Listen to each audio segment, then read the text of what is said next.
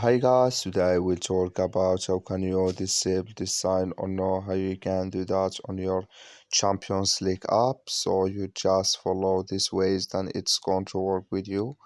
All you have to do in first. So you just go here above your photo profile, click on it. So then it's going to take you to your profile. It's going to show for you like this here. Then all you have to do next, you just click here on notifications here, just click on it. You come to next step here, it's going to show for you like this.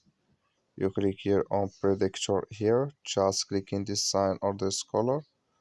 So like you see color, it's gone. That's mean predictor, it's disabled with us now. So that's all you have to do. I wish now you I get it. That's all.